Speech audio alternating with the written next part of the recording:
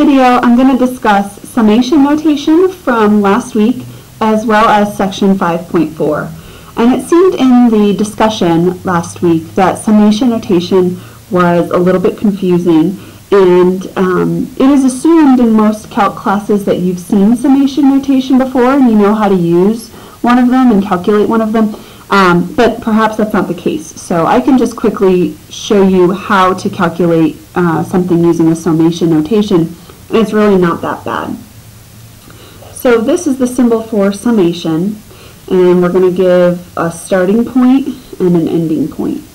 And so if we start at a value of n equals 1 and we end up at a value of n equals 5, we also need a formula.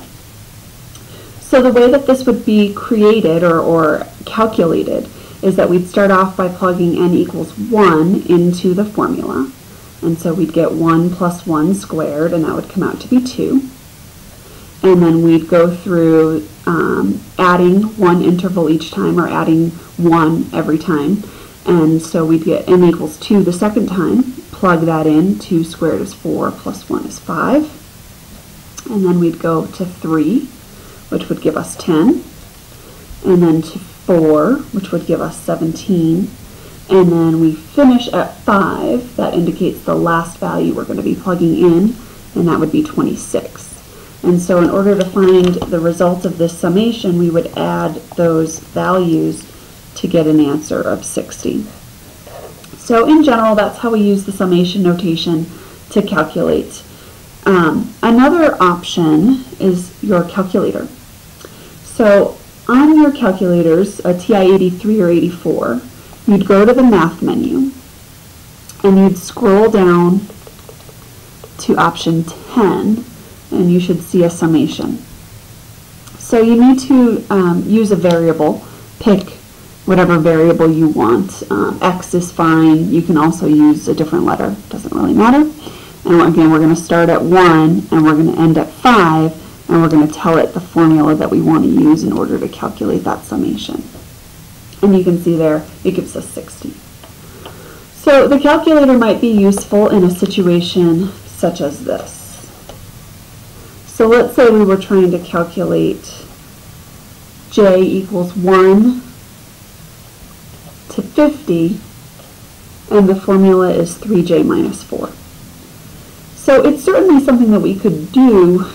We would just have to do 50 different iterations of plugging values into this formula, and so obviously quite time consuming. So here's where a calculator really comes in handy.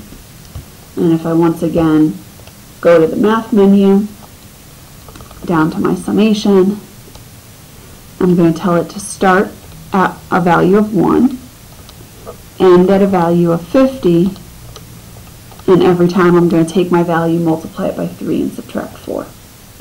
And so we get 3,625, which is a much quicker way of calculating that. Okay, so that's my quick little note on summation notation. Hopefully that helps a few of you. Let's move on to section 5.4. Section 5.4 is titled Working with Integrals.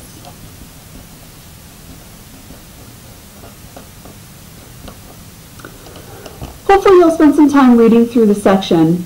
There's a lot in this section about working with symmetry in terms of evaluating definite integrals.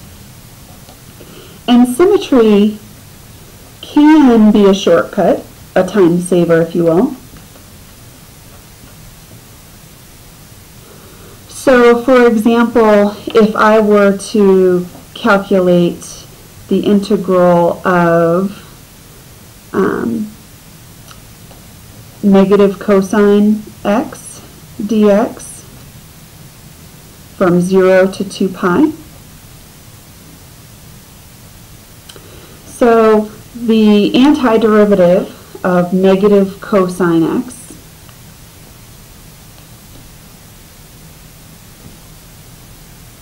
is going to be negative sine x.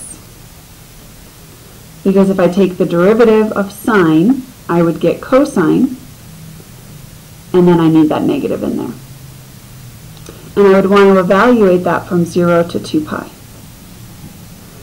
So if you're really familiar with this function, and you know that when you graph the sine curve, or in this case the negative sine curve, from 0 to 2 pi, and you already understand that this is a symmetric curve where half of the curve is above the x-axis and half of the curve is below, then you can utilize that symmetry to find out that the net area is going to be 0. So sometimes that's helpful. Also, if you know certain functions are even, and even means that those functions are symmetric to the y-axis. For example, f of x equals x squared is an even function symmetric to the y-axis. Or if you know that certain functions are odd, which is symmetric to the origin. For example, f of x equals x cubed is symmetric to the origin. If you know some of those symmetries, then it might help you to find the area under the curve or the calculation, the result of a definite integral a little bit more quickly. The problem is, a lot of us don't remember what an even function is or an odd function is, and also the tests for symmetry are something that we did back in algebra, where if we were testing for y-axis symmetry, we would substitute in negative x for x, manipulate the equation, and see if it was the same in the end, and then that would tell us whether it had that type of symmetry. So anyway, what I'm saying is that these symmetries are great if you already know and understand how the symmetry works, and it does lead you to a shortcut that helps you find the answer faster. But a lot of times, the fundamental theorem of calculus works just as quickly.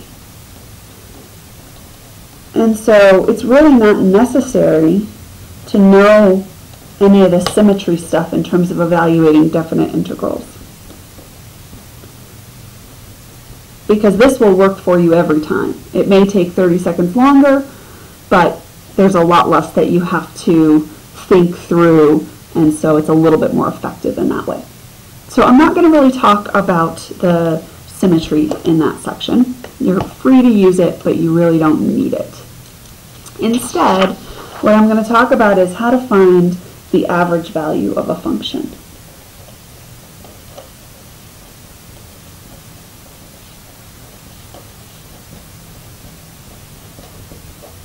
The average value of a function. So let's say that we are on a hiking trail. And the hiking trail, when I put it on an XY axis, looks something like this. And so obviously, in terms of the hiking trail, it might go up, it might come back down, it might go up again. But we want to look at it over a certain interval, and that interval is going to end right here. Okay, so this graph models the elevation of a hiking trail. And I'm going to give you a function that will model that graph. 60x cubed minus 650x squared plus 1200x plus 4500. And again, we want to look at it over a specific interval, and that interval goes from 0 to 5, where x is going to represent miles horizontally. So in other words, if you've hiked the trail for 1 mile, then that's what your x will represent. And your f of x, your y value, is going to be the elevation of the trail, the vertical elevation, in feet. Okay? So what we want to do is we want to find the average, excuse me, the average elevation of the trail.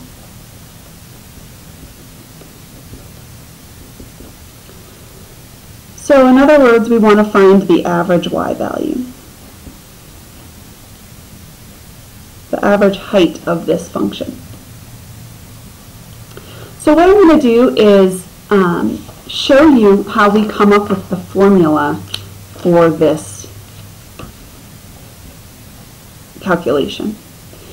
And average can be represented in math with a bar over it. So f bar, the average f value of the function, can be calculated over an interval by doing 1 over b minus a times the definite integral from a to b of f of x dx.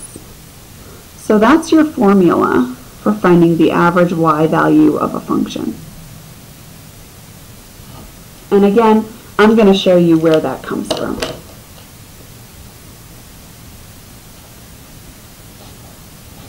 Okay, so I'm going to try to answer the question why that is. So just in general, if we're trying to find an average, what we do is we add up everything we have and we divide by how many things we had. So if I'm trying to find the average y value, then I might start with the sum x and I might find its corresponding y and find another x and its corresponding y and another and another, all the way up until the end of the interval. So what I would do is I would take all of these y values, however many I had, let's say it kept going, and I had a bunch, and I would take all of those y values and I would add them up and I would divide by however many there are. So let me express that. So first of all, I'd get my first y value by taking my first x value and plugging it into my function f. And then I'd add that to my second y value by plugging x2 into the function. And I'd add my third, and I'd add my fourth and my fifth, and however many I had, all the way up until the last one. So I would plug all of my x values into my function to get all these different y values. I'd add them all up, and I would divide by how many I had, which can be represented by n, because again, n is the final value. So I have n number of things being added, and I'm going to divide that by n in order to get the average. So that's one way of representing the average value of a function. Clearly not the formula that you're seeing up here. So the question is, how do we start off with something that looks like this and end up with this integral? So you see all these dot, dot, dots. That means that there are a lot of these values. If we really want to get an accurate picture of the average, then we would need a lot of different x values to plug in order to get their y values. So one way to take that sum of all of these values, a lot of them, is to use the summation. We're going to rewrite it as a summation. So the average value of the function, f bar, can be looked at as the sum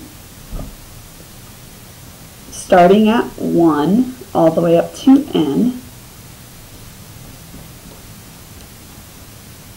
of all of these different x values plugged into my function f in order to get y values. Okay? So this right here represents the sum in the numerator.